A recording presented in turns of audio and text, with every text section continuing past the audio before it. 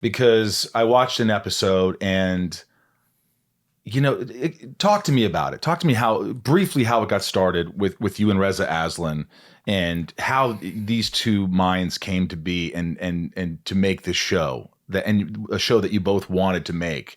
Because I think it's very important. Ultimately, it's like, what is our life? Why are we here? What's the purpose? What's it like? All answering all these questions, and you can't really answer all of them, I guess, to the best of your ability. But why did you do this? So I started about 11 or 12 years ago a media company called Soul Pancake. That was a digital media company. It existed most people know it as a very successful YouTube channel with 3 or 4 million subscribers.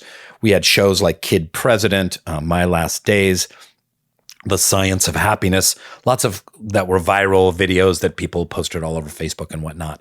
So my first iteration of that was called Metaphysical Milkshake. That's what I originally wanted to call it, because I've just always been interested in the metaphysical questions about being a human being and being alive. Why are we here? What happens when we die? What is our purpose? But beyond that, like, what is time? And, do we have free will? And, so many metaphysical questions that intersect with psychology, spirituality, philosophy, creativity on a lot of different fronts, sociology.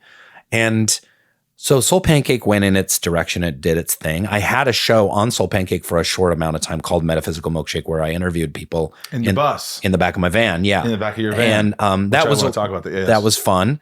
So I always liked the name. And then I knew Reza Aslan's work, and we had bumped into each other at a couple events, and we were having breakfast actually not far from here in the Hollywood Hills, and we were just talking about life, and we're like, God, our conversation should just be a podcast. And him and I really have the similar interests in terms of the topics that we want to discuss. And that started the process of us, starting this podcast. Life's big questions, what it means to be a human being, because I feel like our country is so divided. People are at each other's throats. There's this mental health epidemic with young people going on that is really, it's tragic. It's horrible. The anxiety, depression, suicidal ideation. You read the statistics around kids. It used to be the statistic that always has blown my mind the most is, since they started doing any kind of studies at all about psychology, the loneliest generation was always senior citizens. Because they're in old folks' homes and whatnot, or they're put out to pasture, or they're living alone or whatever. That was always the loneliest generation. This shifted about 8 years ago. The loneliest generation became high school and college kids. The loneliest generation.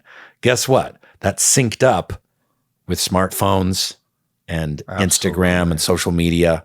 There's other factors, but those are two really big ones. It's a disconnect. It is a disconnect. They are feeling seemingly connected because you have Instagram. Oh, look. Someone liked me. I have 287 Instagram friends. It's like, they're not your friends. How many of them are really your friends? 4? 3? 0. Zero? Yeah.